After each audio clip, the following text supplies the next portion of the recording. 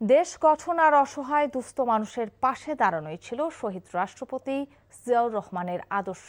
এমনটা উল্লেখ করে প্রধানমন্ত্রী তারেক রহমান বলেছেন, শহীদ জিয়ার আদর্শের পথেই সবাইকে অগ্রসর হতে হবে। ৪৫তম শাহাদাত বার্ষিকে শহীদ প্রেসিডেন্ট জিয়াউর রহমানের সমাধিতে শ্রদ্ধা জানানো শেষে রাজধানীর বিভিন্ন স্থানে দুস্থদের মাঝে খাবার বস্ত্র বিতরণকালে এসব কথা বলেন সরকার প্রধান। হাসান মাহমুদের রিপোর্ট।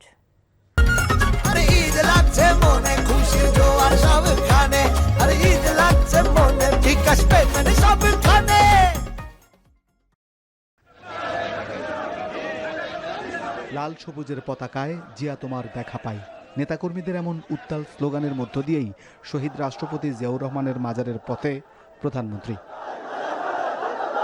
বহুদলীয় গণতন্ত্রের প্রবক্তা শহীদ জিয়া ও সাবেক প্রধানমন্ত্রী বেগম খালেদা জিয়ার সমাধিতে শ্রদ্ধা নিবেদন করেন পুত্র প্রধানমন্ত্রী তারেক রহমান। দেয়া হয় রাষ্ট্রীয় সালাম। পরে মন্ত্রিসভার সদস্য ও দলের সিনিয়র নেতাদের সাথে নিয়ে সমাধিতে পুষ্পস্তবক অর্পণ করেন বিএনপি চেয়ারম্যান। মাজার প্রাঙ্গণে আয়োজিত কোরআনখানি শেষে দোয়া মোনাজাতে অংশ নেন তারেক রহমান। স্বাধীন বাংলাদেশের অভ্যুদয়ের সাথে শহীদ প্রেসিডেন্ট জিয়াউর রহমানের নাম অঙ্গাঙ্গিভাবে জড়িত। তার উন্নয়ন আর অগ্রগতির সুবাস ছড়িয়ে পড়েছিল ৫৬,০০০ বর্গ মাইল জুড়ে।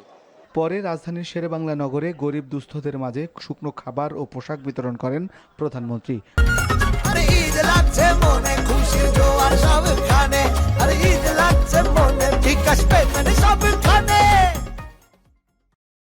বলেন, দুস্থ মানুষের পাশে দাঁড়ানোই ছিল শহীদ জিয়ার আদর্শ। শহীদ জিয়ার রাজনীতিই ছিল মানুষের পাশে দাঁড়ানো, মানুষকে সহযোগিতা করা এবং দেশ গঠন করা। আসুন আমাদের আজকে শপথ হোক যে আমরা শহীদ জিয়ার সেই দীক্ষায় দীক্ষিত হয়ে আমরা দেশ গঠনের কাজে নিজেদেরকে নিয়োজিত করব ইনশাআল্লাহ। এরপর শ্যামলী স্কয়ার, মিরপুর সরকারি বাংলা কলেজ, পল্লবী, ইসিবি চত্বর, কুড়িল, বিশ্ব রোড সহ অনেক স্থানে দুস্থদের মাঝে খাবার ও পোশাক বিতরণ করেন প্রধানমন্ত্রী।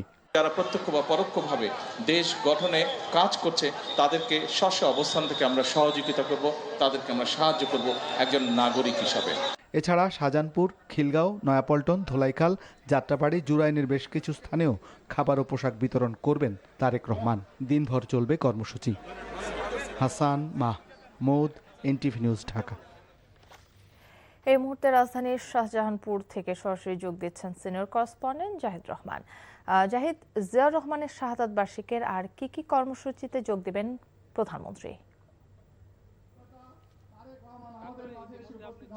ঢাকা মহানগর উত্তর এবং দক্ষিণে 16টি স্পটে শহীদ রাষ্ট্রপতি জিয়াউর রহমানের শাহাদাত বার্ষিকী উপলক্ষে দুস্থদের মাঝে যে খাবার এবং বস্ত্র বিতরণ সেটি কর্মসূচি এখনো চলছে।